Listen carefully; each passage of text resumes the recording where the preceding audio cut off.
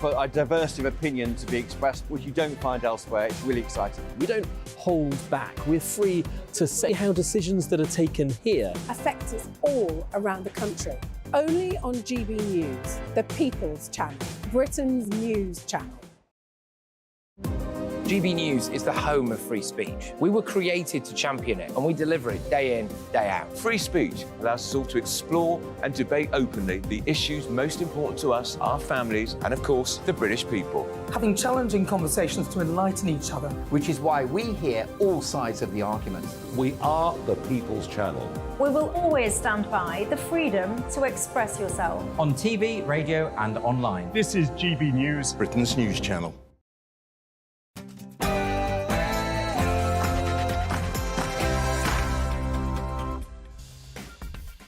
Quarters of GB News, this is Friday Night Live with me, Mark Dolan. The weekend starts here. Bring your own drinks, the admission is free. On tonight's show, why are young women turning left-wing?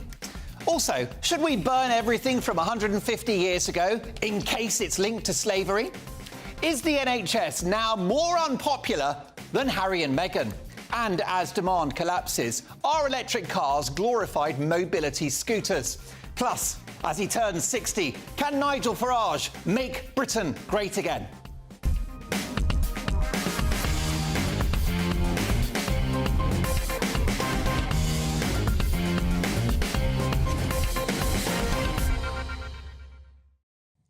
To fall out over all of those topics tonight are my Friday A-team. I shall reveal who they are, as well as delivering my Friday feeling monologue in just a moment. You won't want to miss it. First, the news headlines and Tatiana Sanchez.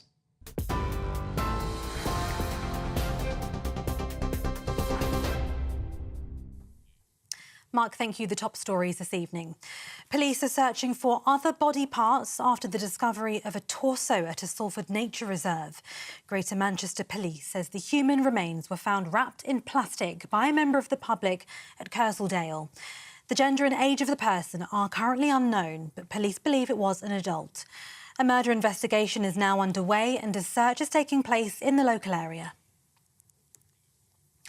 Multiple arrests have been made after thousands of pro-Palestinian protesters marched through central London for the annual Al-Quds Day demonstration. Protesters marched from the Home Office to Downing Street this afternoon. Pro-Israel counter-protesters were also present, waving flags on Parliament Square and chanting for the release of the hostages being held by Hamas. The Met Police says 2 men have been arrested on suspicion of inciting racial hatred after an Israeli flag was burned during the demonstrations. It says new powers to prevent disruptive protests come into force, with offenders facing up to 6 months in prison or an unlimited fine. The Foreign Secretary is calling for a wholly independent review into the killing of 3 British aid workers in Gaza. John Chapman, James Henderson and James Kirby were among 7 World Central Kitchen workers who were hit by Israeli airstrikes. Lord Cameron has welcomed the dismissal of 2 IDF officers and says the UK will now carefully review the findings of an initial report on the incident. Conservative MP Dr Luke Evans has this evening said he was targeted in the parliamentary honey trap sexting scandal and was the MP that first alerted police and Commons authorities. He said he was approached last month by 2 different numbers on WhatsApp who purported to know him. Government security experts have been called in to analyse the WhatsApp messages. So far, around a dozen MPs, staff and journalists are known to have been targeted. Earlier, sources told GB News more are coming forward. Tory MP William Wragg told The Times he'd sent intimate pictures of himself to someone on a gay dating app and was then manipulated into providing phone numbers. And a great-grandfather from Merseyside has become the world's oldest living man. 111-year-old John Tinniswood said his longevity was just luck and there was no special secret to his diet, although he did say his favourite food was fish and chips every Friday. John inherited the Guinness World Records title today from Venezuelan Juan Vicente Perez Mora, who died at the age of 114 earlier this week. For the latest stories, you can sign up to GB News Alerts by scanning the QR code on your screen, or you can go to gbnews.com/alerts. Now it's back to Mark.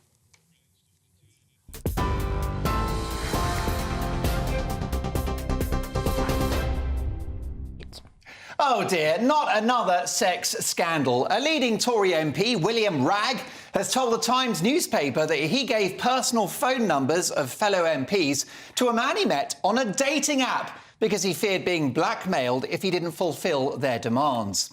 Wragg's public apology has been described by some as brave. What's brave about dishing out the phone numbers of members of Parliament, which is a clear political and national security threat, and handing those numbers to a complete stranger?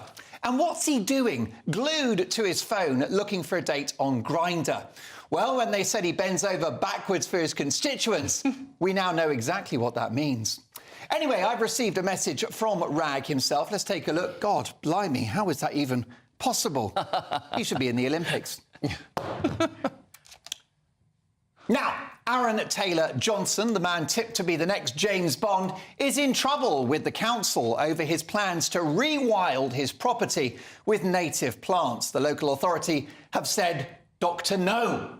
But this guy is more green-fingered than gold-finger, but he's made a thunder balls up of this one. He's been working on Her Majesty's secret flower bed. He's the man with the golden hose pipe. Daffodils are forever. Brilliant. For your hyacinth only, Pat Sharp. Like that one. When there are too many leaves on the ground, he gets his moon raker out, weed and let die. Now, ultimately, I think that this Aaron guy has proved himself perfect for the role of the famous ladies' man James Bond. After all, his favourite hobby is fertilising young flowers. Everyone is a victim these days, aren't they? Your mental health, your economic status, your position on the housing ladder, your race, your gender, your class. Forget about cricket, rugby or football. Britain could easily win the World Cup of moaning.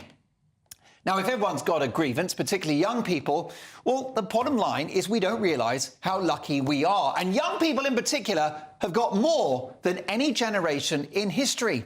Smartphones, the internet, the Kit Kat Chunky. Us oldies had to do with inserting 4 slim fingers in us, didn't we, Pat Sharp? No fun in that at all, let me tell you. Air-conditioned cars, all the music in the world, from a device in your pocket. The McFlurry. Young people have got everything, but they can barely get out of bed because they're so depressed. Well, now the latest group to join the cult of victimhood are hardened criminals. In the good old days, muggers and murderers created victims. Now, they're the ones that we've got to feel sorry for. Courts have issued guidance to the judge and all the rest of it to give shorter sentences to criminals from deprived or difficult backgrounds. This could include poverty, lower educational attainment, experience of discrimination and insecure housing. Wait a minute, doesn't that describe most people in this country these days? Schools are terrible, we're all skint, and even poor old Prince Andrew is struggling to get on the housing ladder. Well, the next time a burglar breaks into your home, rather than calling the cops or reaching for the nearest ornament you can find to bash over his head, you've got to give him a hug, make him a cup of tea and listen to his life story before sending him on his merry way with your flat-screen telly and the watch you bought with your Holy Communion money. Who knew that bad people who damage lives, who mentally and physically scar innocent members of the public, are in fact the ones who need sympathy and a more forgiving punishment? All because their dad didn't let them stay up for Match of the Day, their mum used to burn the fish fingers, or they didn't have a soda stream. The woke Taliban, who dominate the leadership of our public institutions, call this misguided empathy progress. Well, I call it downright criminal.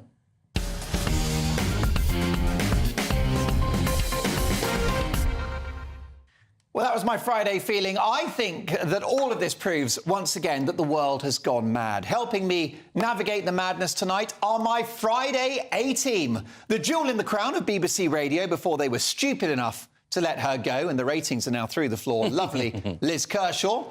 A children's TV icon who's going to show his grown-up side tonight, Pat Sharp. And a political commentator more excitable than Prince Andrew at a Girls Aloud concert, Peter Lloyd. Ooh.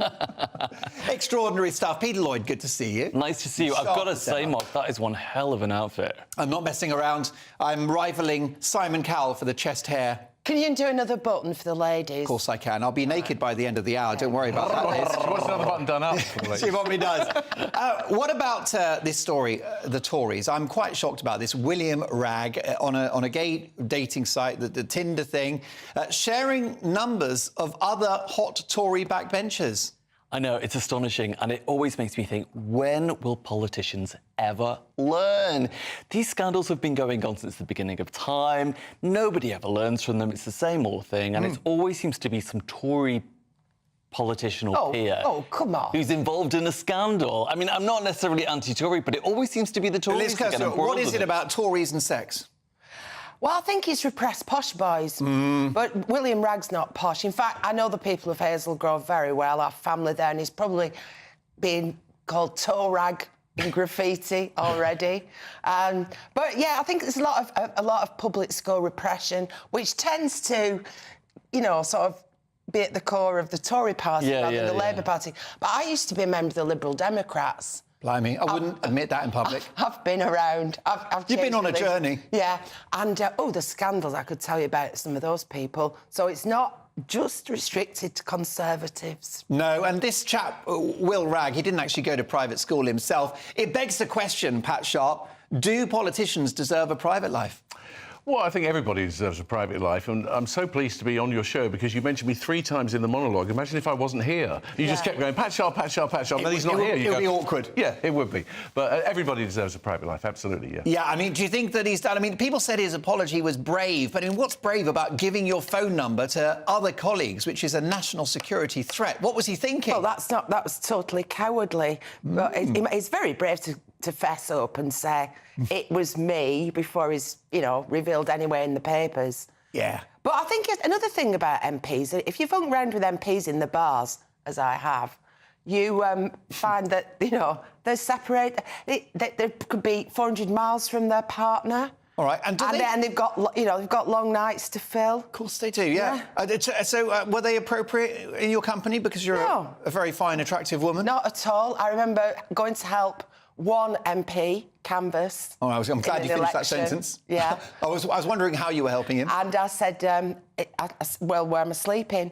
And he said, oh, well, the house is full and there were lots of lads running around, you know, interns helping. And he said, indeed, the only place to sleep is in my bed. And this was in the middle of nowhere. I nearly located it geographically. Anyway, so I got into bed with my underwear still on. The ultimate protection. He was naked, and then he proceeded to get a Bible out of the drawer, you know, like in a hotel in the old days, and read some chapter from the New Old Testament. Oh, my God, Liz, who was it? You must name names. Stories I mean, that story to me screams Rees-Mogg, but listen, we can all... You were so telling me in the break who that was. That's a hell of a story. That's just how did you think that being in your undies would somehow prevent this man from taking advantage, Liz Kershaw? Well, you know, we're both Irish stock, aren't we? Yes, I'm a we are. Catholic convent girl. I just thought if I kept some sort of barrier between us, then... Yeah. But unfortunately, you had to see his parliamentary mace. Was it shiny? Anyway, family show. I'm horrified by this. I should write a book about it. Good luck to the Tories. I mean, they're now seemingly the biggest gay club outside of Soho. What, officially? Well, I think so. I mean, if you want any action in that department... Right. The 1922 committee, that's where you meet people. Look, it's like Liz said, it all goes back to that repression thing. I swear to God. Yeah. That's what it's all about. It can't be done. I'm still reeling from Liz Kershaw's underwear story. We will get the name of that MP at some point. Are they still in Parliament? He, him. Sadly, no. No, and I knew that he wasn't going to win when I was knocking on doors and I said, I'm here to represent blah, blah, blah, and people slammed the door in my face shouting... what they thought of it. OK, back to me, Alistair. Back to me, Alistair. What do you think about this? Liz Kershaw's mystery roommate. Who could it be? Mark at gbnews.com. Listen, let's talk, if we can, Pat Sharp, about this other story, the idea of a soft sentence if you had a deprived background. Well, I think at the end of the day, a deprived background shouldn't really affect anything. It should be just for what you've done. It should make no difference whether you've had a deprived background, whether you've been to public school or not. It just is whatever you've done wrong, and that should be the sentence. Yeah, that's it, because the bottom line is there are many people from deprived backgrounds who don't break the law, Pat Sharp, who are well-behaved citizens. Absolutely. But the bottom line is everyone's a victim now, aren't they? Yeah, everyone is a victim, without a doubt. But if you've done something, it shouldn't be separated for your background. It should be what you've done, and that should be the punishment that fits the crime. In the unlikely event that you found yourself in a court of law, what would your defence be? What would your claim to victimhood be? Have you got any? No, I don't think so. I'd probably just go down the public school route, as I've been there. But at the end of the day... I went to private school as well. Did you? OK. Can I say neither of you are great advocates for it? I would say my defence would be I'm an Evertonian, so that is suffering enough. God. It most definitely is. Well, Liz Kershaw, I've got a stubborn roll of fat on my belly, which no amount of keto diet will budge. What's your claim to victimhood? I haven't got one, I don't think. You're not a victim? Well, I'm going to really milk it when we come on to young girls and vote in Labour. There you go. Because in my mind, they've had all the privileges I didn't have as a young woman in the 70s. But shall I save that for now? I think so. Listen, by the way, we're going to get a statement from William Wragg in just a moment. What do we think about this rewilding? Because this is the guy that's going to be potentially the next James Bond. He's in trouble with the council for rewilding his land. Has it gone too far? Well, that just means he's an idle... doesn't it? He can't be bothered to weed. Can I just point out that if you whisper a swear word, it still goes out? I swallowed it. You did a bleep. You've been broadcasting now. You're among us, you've got more broadcasting hours than all of the rest put together. Right, thank you. The B word. Anyway, I decided to rewild my garden because I couldn't be bothered to weed all the borders. So I let the grass grow and then I just mowed between the Why plants. does all of this sound obscene? Peter, rewilding, yes or no? It's woke nonsense, isn't it? I mean, who cares? Really? I like a bit of fertiliser myself, Pat Sharp. OK. And I like a bit of unnatural intervention in the garden, because I think this rewilding... I don't know if you saw that story, it went completely wrong in Brighton, where people were not able to get their pushchairs along the pavement because of the rewilding. It's causing subsidence in buildings and a right royal mess. And farmers want to grow food, actually. They're being told to rewild, and all they want to do is feed the country. Pat, tell me about your green patch. Well, the ironic thing is that we have just turfed over a bit of a paddock, because we had a bit of a paddock and we turfed it over. Got land. It's not completely land, it's not that big, but we have turfed it over because... do you know what a ha-ha is in a paddock? No. OK, so a ha-ha is a little dip that you get which stops the cattle and the sheep from coming into your garden because they don't like going down into the dip, so they stop at the dip. It's called a ha-ha. So we got rid of the ha-ha. Does that work with the locals as well? Yeah, that's a good point, actually. They just come straight over the fence like racehorses, but it's fine. But at the end of the day, we have turfed over our paddock, so I'm not sure if that fits into the category or not. Well, there you go. May God bless Pat Sharp's paddock. Now, William Wragg has issued a statement. He said that they had compromising things on me. These are the people that allegedly blackmailed him. They wouldn't leave me alone. They would ask for people. I gave them some numbers, not all of them. I told him to stop. He's manipulated me, and now I've hurt other people. I got chatting to a guy on an app and we exchanged pictures. We were meant to meet up for drinks, but then didn't. Then he started asking for numbers of people. I was worried because he had stuff on me. He gave me a WhatsApp number, which doesn't work now. I've hurt people by being weak. I was scared. I'm mortified. I'm so sorry that my weakness has caused other people hurt. Well, I think the person you've really hurt is Rishi Sunak, who could do with that news like a hole in the head. But coming up, why are young women turning left-wing? And should we burn everything from 150 years ago in case it's linked to slavery? That's next. On Patrick Christie's Tonight, 9 till 11 p.m, I expose the activist civil service. They're political, they're undermining government policy, but should they be sacked? And devastating exclusive polling reveals whether or not the public want the government to release the details on how many asylum seeker sex offenders we have and whether we should leave the ECHR. Teachers are ignoring the government's advice on gender. One parent found out their child was trans at Parents' Evening. World-famous author Lionel Shriver joins us on that. Patrick Christie's Tonight, 9 till 11 p.m. Be there. Britain's newsroom. Weekday mornings from 9:30. Is it OK to call people fat? I won't call Bev fat because she isn't. She won't call me fat because I'm not. But the fitness fanatic, Derek Evans, you might know him better as 90s icon Mr Motivator, recently told a podcast, diabetes have gone through the roof. You should be able to call people fat. Well, he joins us now. Good morning, Derek. Good morning. Good morning. Great to see you. So I think what you're getting at is this idea that we've become so polite about weight that we're ignoring the elephant in the room. If you'll forgive the phraseology there, and actually sometimes you've got to be cruel to be kind. Well, actually, this has been taken out of all context. I actually didn't say you're entitled to call people fat. What I did say is that in the 80s and 90s, I remember the way I got into television, there was a gentleman walking at reception while I was waiting for the people I was training. And for some reason, I got up and I prodded him in the belly. And I said to him, you need to deal with that. That was fat.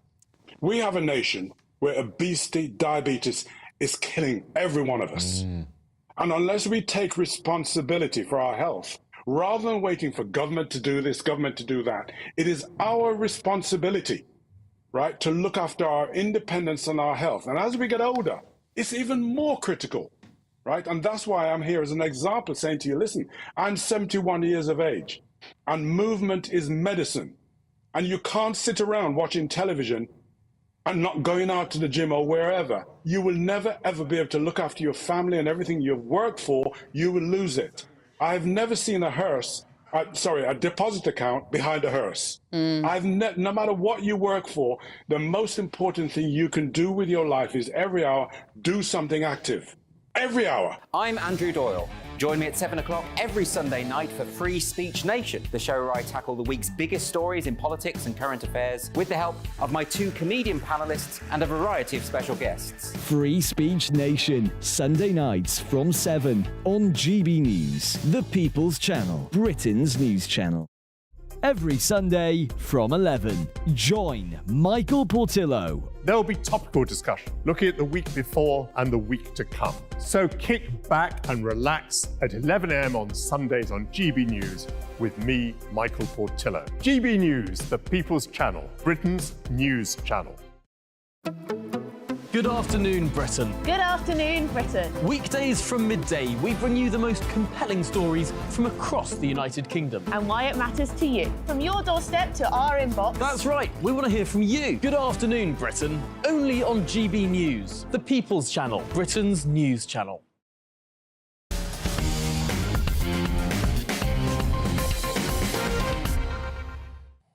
Now, these days, we're all divided, and that seems to be true of the sexes, with a new report suggesting young women are becoming increasingly left-wing, whilst blokes are shifting rightwards. So what's going on? Are men going to have to a gay party to find a partner they actually agree with politically? Let's ask tonight's A-team. We've got Liz Kershaw, Pat Sharp and Peter Lloyd.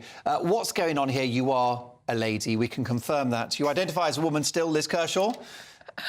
By the way, can I just pick up your news team? Because I heard it before I left and it was in front of me just sitting here.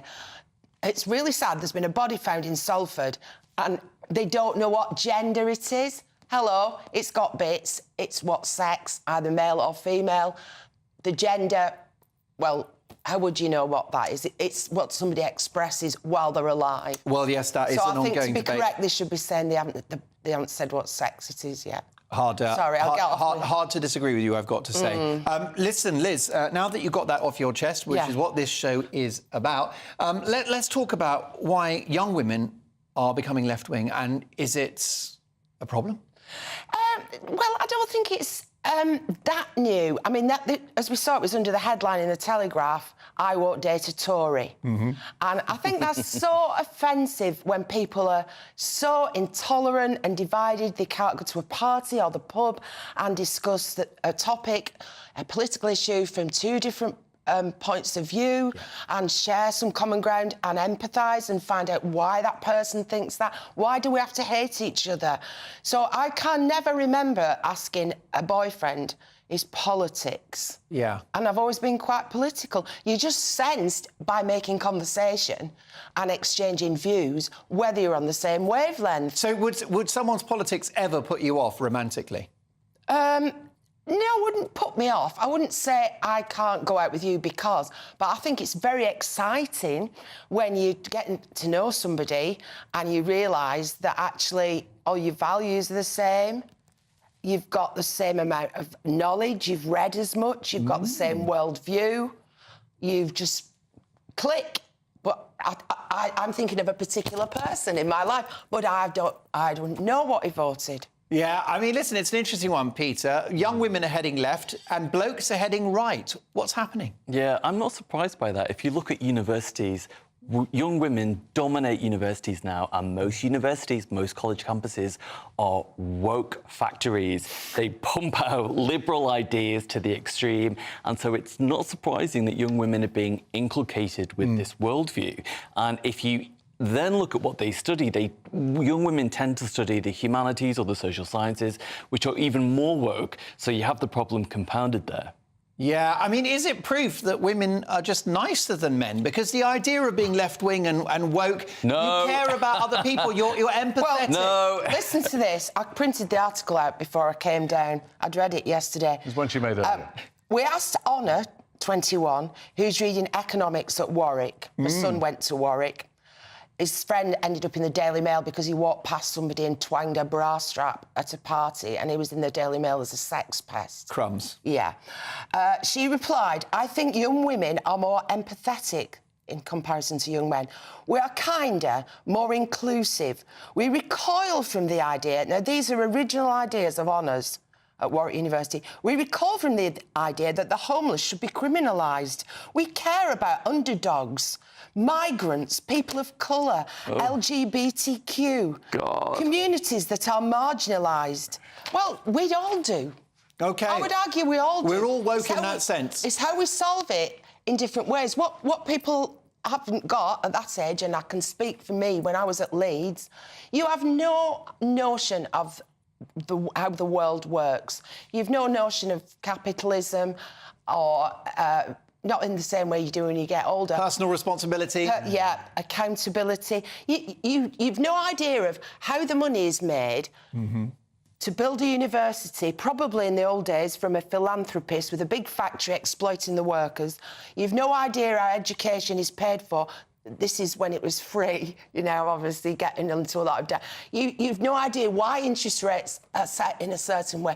And so you can... And you don't own anything either. You don't own it. You have no capital. You can't be interested in capitalism or support it because you have no capital. You don't have a house or anything. You have nothing to lose.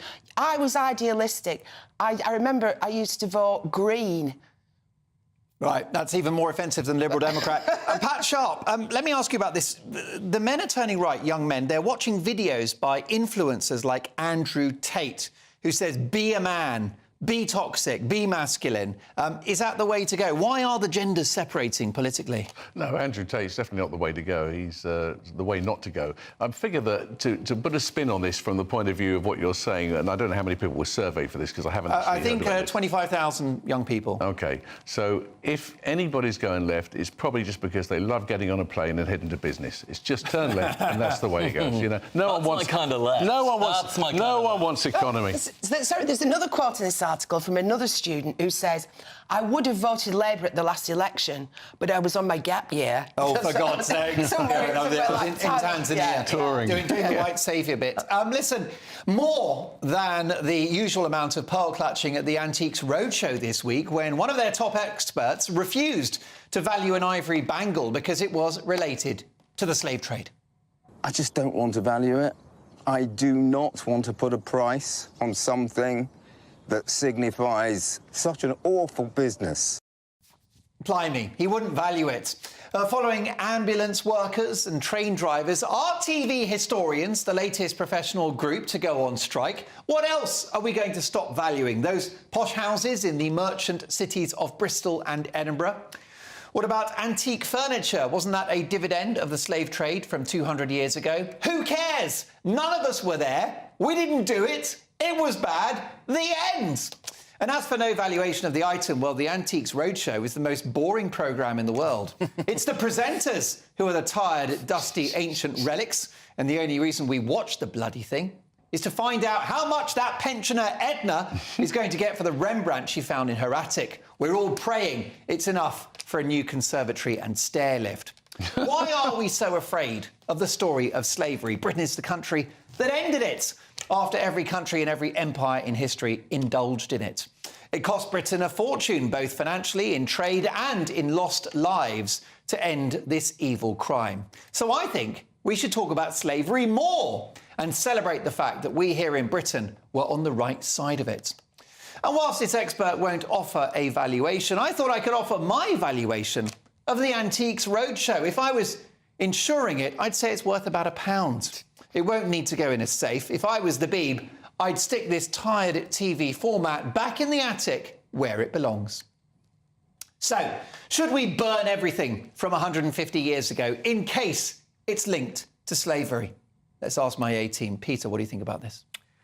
I think it's a really sad state of affairs. Look, if there are relics from slavery, then we should retain them, if anything, because they give us important context about our past. We shouldn't be airbrushing what's gone before us. That's so Soviet. We should be embracing it and adding it to what we know about the world. And why can't we make money from these objects? Because what object from 200 years ago wasn't linked to slavery? Right. All of it was. Right. That was the global economy, Peter Lloyd. Right. And, you know, if you look at that poor lady who was on the Antiques Roadshow, she wasn't alive at the time. She wasn't personally involved in that situation. Why should she not be able to benefit from it? But one thing I feel really strongly about with this is, you know, you have all these people who are very right on when it comes to slavery and historic slavery, but they are absolutely silent when it comes to modern slavery.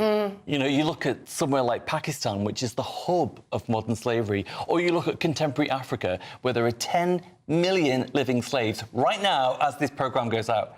No one's bothered. No one says anything. People, get your grievances in order. Thank you. Yes, if you're wearing a cheap T-shirt, if you're using a smartphone... Where do you think it came from? Or if you're driving an electric car... Yeah. Right. You are a slave trader, in a sense. Right. Yeah, there's some kid in the Congo, 8 years old, covered in filth, day in, day out, digging up the earth metals. For your Tesla. Yeah, for we battery, what... I know, that's exactly right. Lovely cars, though. Yeah. Really nice upholstery.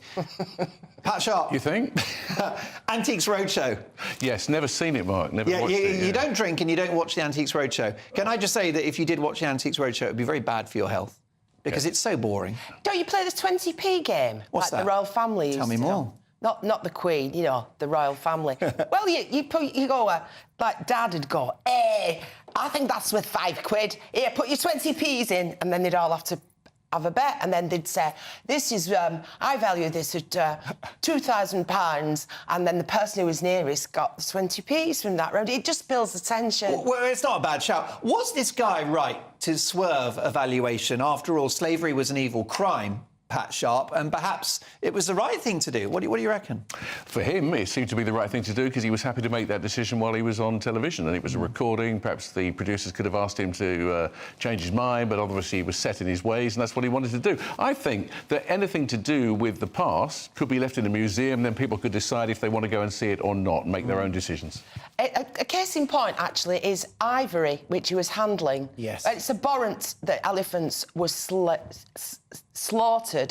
to get the tusks. And if you've ever seen an elephant that's been got by poachers rotting on the ground in Africa, it's horrible. But they brought the law that if the ivory was over a certain number of years old, like 100 years old or 150 years old, it was excused. Don't destroy it. You know, it's in the past. Yeah. And I think that'd be good. Can I just say about slavery? You shouldn't even be putting sugar in your tea.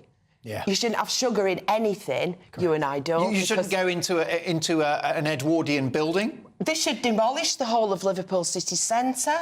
All those lovely docks, Albert Docks, all the Georgian houses, all based on slavery. And the other thing is, as Irish descendants, you know, what they're going to do? Fill in all the canals, rip up all the railway tracks? Because our ancestors, who were being starved to death by the British, had to come over here in the late 1700s, early 1800s, and work, if not as slaves, like slaves. Most definitely. They helped build this country. So I think it's time we applied for reparations, anybody of Irish descent. There you go. Now you're talking. Well, I could do with a pay rise. Coming up, is it time to shut down the NHS? Is the NHS now more unpopular than Harry and Meghan.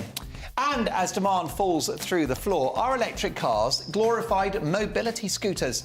Is petrol the future? See you in 2.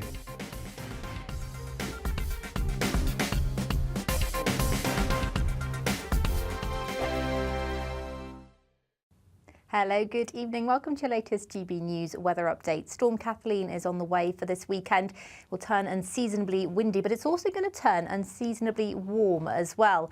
Here's Storm Kathleen developing to the southwest of the UK. That's approaching through the next few hours to bring some rain to more southwestern areas through the next few hours. That rain will turn quite heavy as it moves into parts of Northern Ireland and Scotland. Further south, though, as the night progresses, it will turn that much drier, but the winds will really start to pick up through the early hours of Saturday, particularly across the southwest here.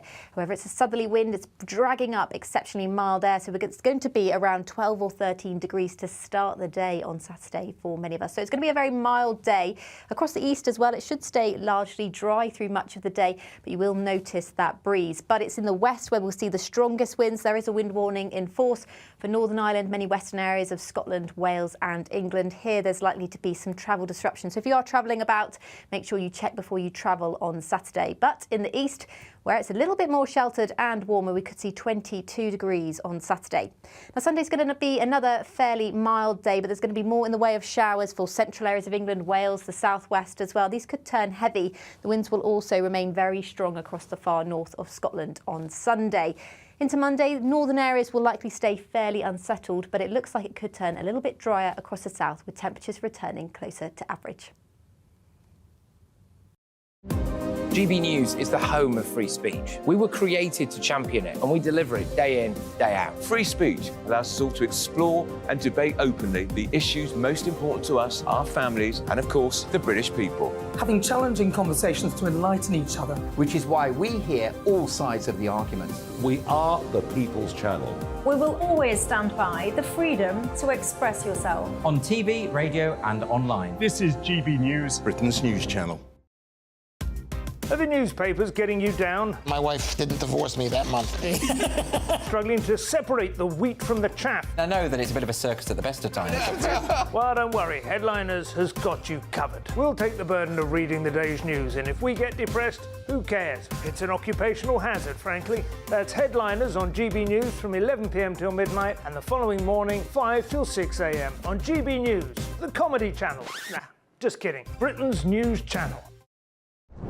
I'm Christopher Hope. And I'm Gloria Di Piero, bringing you PMQ's live here on GB News. Whenever Parliament is in session on a Wednesday at midday, we'll bring you live coverage of Prime Minister's questions. We'll be asking our viewers and listeners to submit the questions that they would like to put to the Prime Minister, and we'll put that to our panel of top politicians in our Westminster studio. That's PMQ's live here on GB News, Britain's election channel.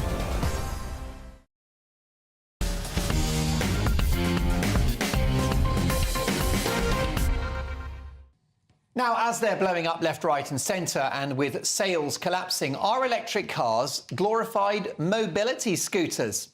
Here are the queues in Spain to charge your car.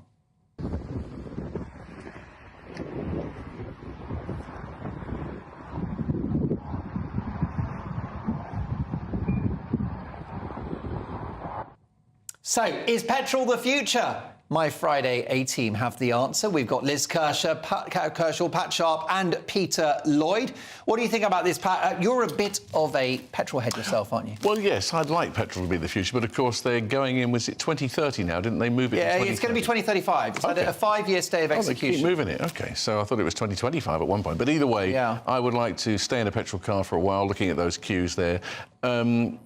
The whole electric car thing is falling through the floor now, isn't it? It's not as popular as it was. I know people have had them and have gone back to petrol, so I think perhaps it wasn't all it was cut up to be. There are other people who will obviously be ambassadorial about it and say it's fantastic, you know. Yeah, well, I was a sort of cub reporter at a small radio station in London when you've always been a big star as far as I'm concerned, and you used to come in to the studio to do a show. Was it Jazz FM?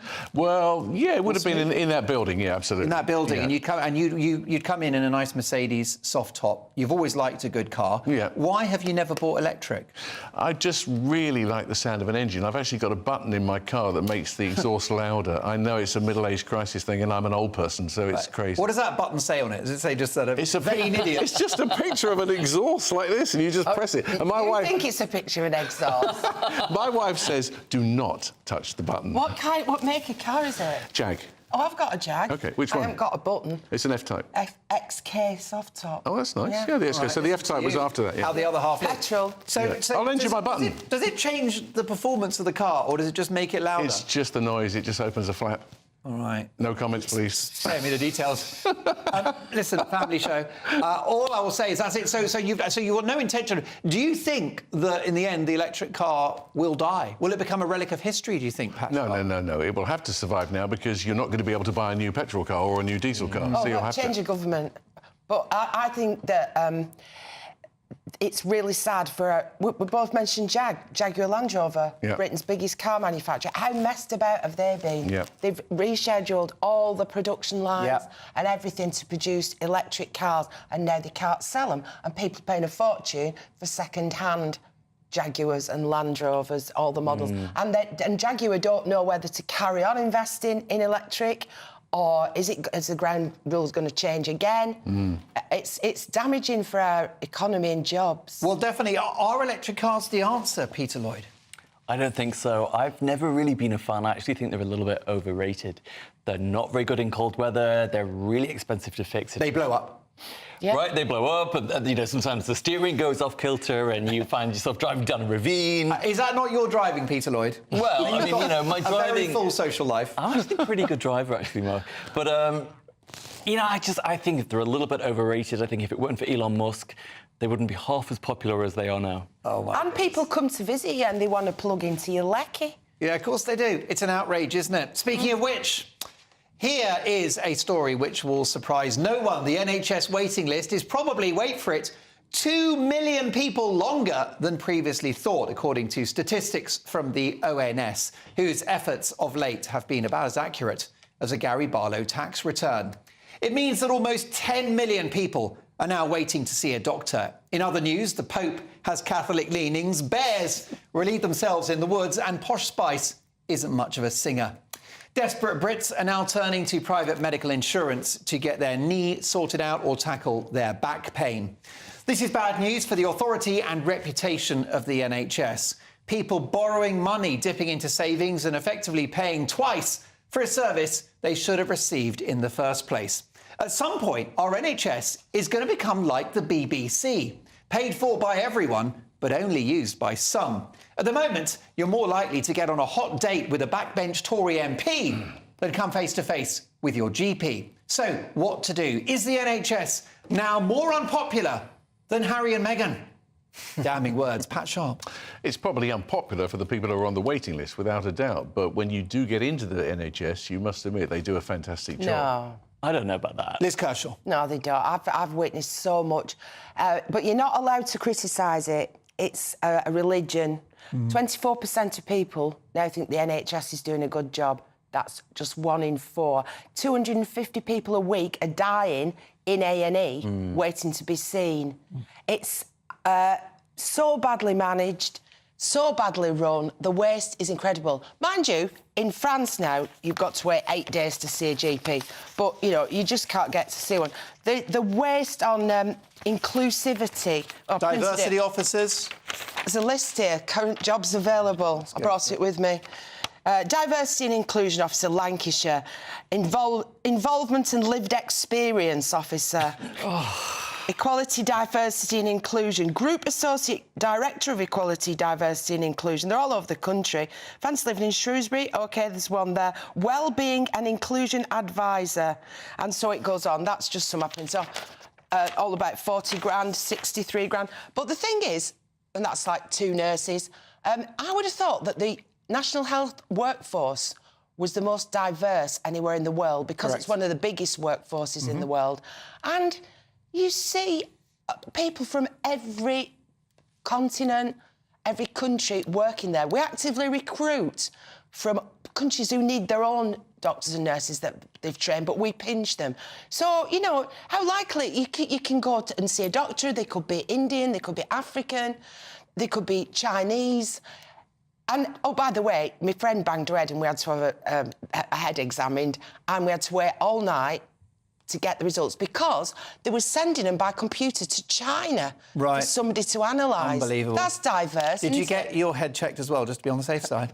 Were you not banging pots and kettles a couple of years ago? That was not, no. Yeah, well, that was the sick joke, wasn't it, really, Peter Lloyd? Because during the pandemic, we had lockdowns to save the NHS. Yeah. Well, I don't know if that really made a difference to the COVID death toll, but it certainly left us with a health toll, which is 10 million people waiting for treatment. I know, it's astonishing. And what's really insulting is, as Liz just pointed out, you know, the NHS can suddenly find the time and the money for these indulgences, you know, where they have, like, diversity and inclusion officers or something like that. It's absolutely ludicrous, and it's really insulting to the public, who, of course, fund the whole damn thing. Well, indeed so. Listen, coming up, looking forward to this. As he turns 60, can Nigel Farage make Britain great again? Plus, some developing stories in relation to comedian Sacha Baron Cohen and Gary Lineker. He's back in the news. Find out why. Next.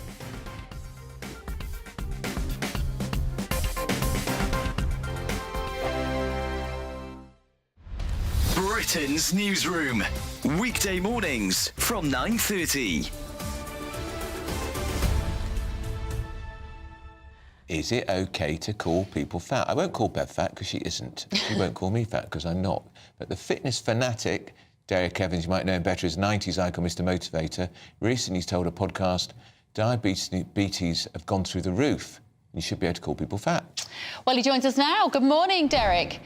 Good morning. Good morning. Great to see you. So I think what you're getting at is this idea that we've become so polite about weight that we're ignoring the elephant in the room. If you'll forgive the phraseology there, and actually sometimes you've got to be cruel to be kind. Well, actually, you know, this has been taken out of all context. I actually didn't say you're entitled to call people fat. What I did say is that in the 80s and 90s, I remember the way I got into television, there was a gentleman walking at reception while I was waiting for the people I was training. And for some reason, I got up and I prodded him in the belly. And I said to him, you need to deal with that. That was fat. We have a nation where obesity, diabetes is killing every one of us. And unless we take responsibility for our health, rather than waiting for government to do this, government to do that, it is our responsibility, right, to look after our independence and our health. And as we get older, it's even more critical, right? And that's why I'm here as an example saying to you, listen, I'm 71 years of age and movement is medicine. And you can't sit around watching television and not going out to the gym or wherever. You will never, ever be able to look after your family and everything you've worked for. You will lose it. I've never seen a deposit account behind a hearse. No matter what you work for, the most important thing you can do with your life is every hour, do something active. Every hour. I'm Patrick Christie's. Every weeknight from 9, I bring you 2 hours of unmissable, explosive debate and headline-grabbing interviews. What impact has that had? We got death threats and the bomb threat and so on. Our job is to do what's in the best interest of our country. You made my argument for me. My guest and I tackle the issues that really matter with a sharp take on every story. I'm hearing it up and down the country. That was a beginning, not an end. Patrick Christie's tonight from 9 p.m. only on GB News, Britain's news channel.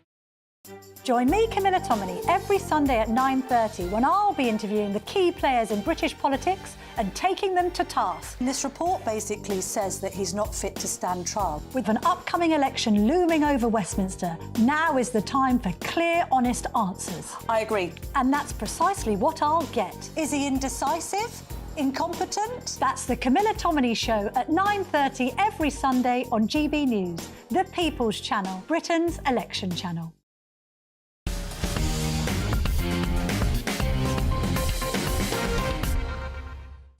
Now, GB News star and the godfather of Brexit, Nigel Farage, has turned 60 this week. Happy birthday to the big man. Now, given his incredible lifestyle, working hard and playing with equal vigour, he's known to enjoy a refreshment or two.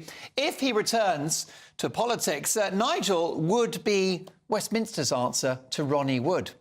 He's a man who has achieved more than most politicians without ever having darkened the corridors of the House of Commons.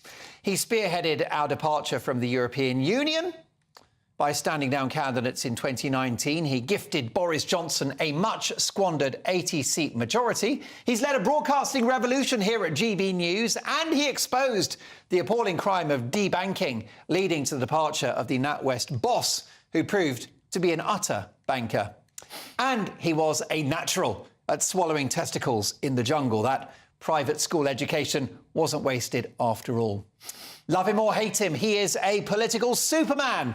Don't take my word for it. Here is Donald Trump sending his birthday wishes. Very special happy birthday to my friend Nigel, and a very happy 60th birthday. You have truly been a pivotal voice all over the world, in the United Kingdom and beyond, and everybody's lucky to have you. You've championed the cause of defending freedom, reclaiming sovereignty, protecting our borders. Already you've earned your place in history, and you really are. You're a historic figure. I look very much forward to watching what your next move is going to be, Nigel. It's going to be an interesting one. But you're not done yet, and hopefully the best is yet to come. Congratulations on a truly remarkable 60 years on Earth. Your achievements have been incredible. Happy birthday. There you go. Quite the approbation. Peter Lloyd. Is Donald Trump right that the best is yet to come from Nigel Farage? I think Farage is just an endlessly fascinating figure, and he's done so much in the last few years, and I think he's got much more to come. He's showing no signs of slowing down, that's for sure. And I think he's going to just be really pulling things out of the bag in the next few years. I mean, who knows? He might end up leading the next big political party in the country. Well, definitely. Who knows? He's not a politician. He's a full-time employee of GB News, our biggest star. Of course. But do you think he should re-enter politics, and could he save Britain? What do you think? I think he is probably the best candidate for the job when it comes to kind of recapturing the feel of conservative Britain that's been misplaced by Rishi Sunak. I think he would be perfect for that. He led such a masterstroke when it came to Brexit and when it came to UKIP. I mean, he really took that to the next level, and I think he would be perfect.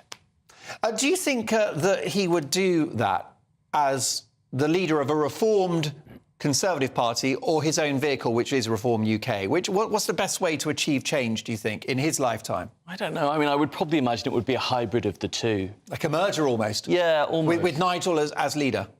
Yes, or deputy leader, yeah. Crumbs, what a thought. What do you think about this? Do you think Nigel's got more to do, Pat Sharp? Well, having been on his show and done the Talking Pints section with him, where I had a very watered-down shandy, which he thought was really lightweight material, he goes, oh, look at that colour of that. He goes, that looks like a sample.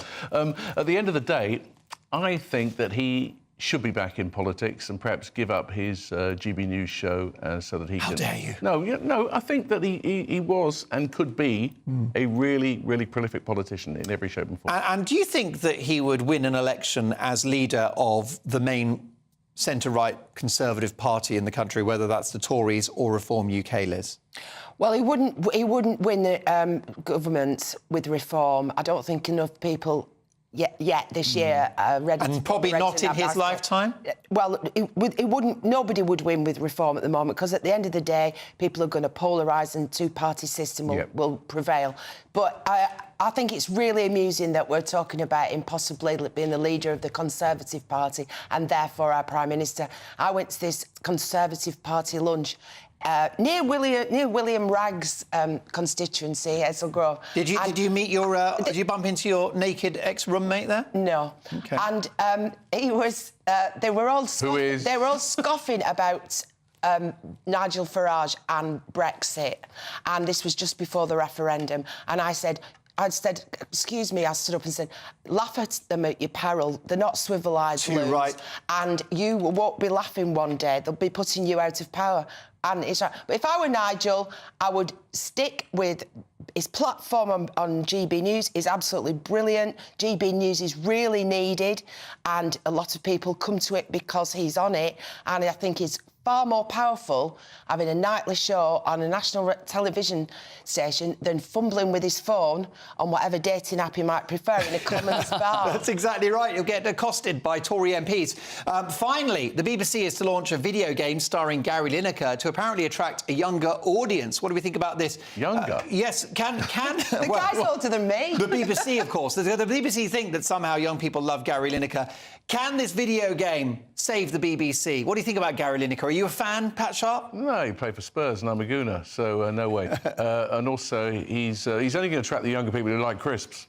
Yeah, that's the concern, isn't it? What do you think about this? Does it show the Beeb has got its finger on the pulse of youth culture, Peter? No, quite the opposite, Mark. Oh, dear. That's a bit awkward. And last but not least, Borat star Sacha Baron Cohen has announced that he and his wife, Isla Fisher, are divorcing after 13 years. Liz Kershaw, an important statistic. He is 6'3", she is 5'3", a foot shorter. Do height difference relationships work?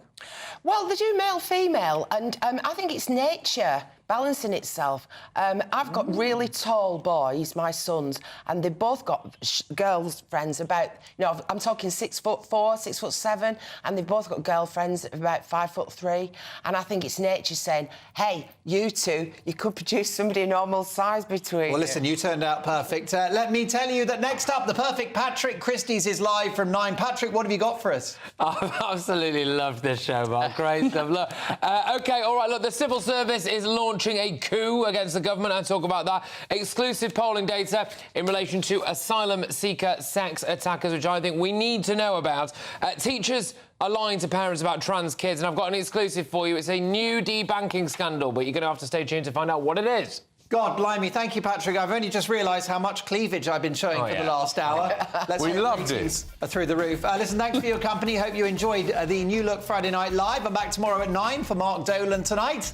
Patrick Christie's is next. That warm feeling inside from Boxed Boilers, sponsors of weather on GB News. Hello, good evening. Welcome to your latest GB News weather update. Storm Kathleen is on the way for this weekend. It will turn unseasonably windy, but it's also going to turn unseasonably warm as well. Here's Storm Kathleen developing to the southwest of the UK. That's approaching through the next few hours to bring some rain to more southwestern areas through the next few hours. That rain will turn quite heavy as it moves into parts of Northern Ireland and Scotland. Further south, though, as the night progresses, it will turn that much drier, but the winds will really start to pick up through the early hours of Saturday, particularly across the southwest here. However, it's a southerly wind. It's dragging up exceptionally mild air, so it's going to be around 12 or 13 degrees to start the day on Saturday for many of us. So it's going to be a very mild day. Across the east as well, it should stay largely dry through much of the day, but you will notice that breeze. But it's in the west where we'll see the strongest winds. There is a wind warning in force for Northern Ireland, many western areas of Scotland, Wales and England. Here, there's likely to be some travel disruption. So if you are travelling about, make sure you check before you travel on Saturday. But in the east, where it's a little bit more sheltered and warmer, we could see 22 degrees on Saturday. Now, Sunday's going to be another fairly mild day, but there's going to be more in the way of showers for central areas of England, Wales, the southwest as well. These could turn heavy. The winds will also remain very strong across the far north of Scotland on Sunday. Into Monday, northern areas will likely stay fairly unsettled, but it looks like it could turn a little bit drier across the south, with temperatures returning closer to average. Looks like things are heating up. Boxed Boilers, sponsors of weather on GB News.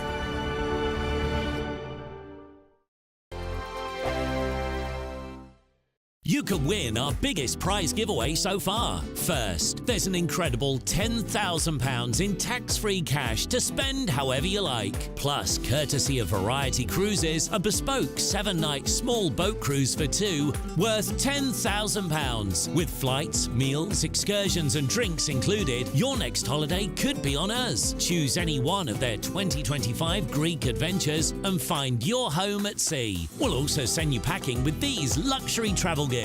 For a chance to win a prize worth over £20,000, text prize to 63232. Text costs £2 plus one standard network rate message. Or post your name and number to GB04 PO Box 8690 Derby DE1 9TT. UK only. Entrance must be 18 or over. Lines close at 5 p.m. on the 26th of April. Full terms and privacy notice at gbnews.com/win. Please check the closing time if listening or watching on demand. Good luck.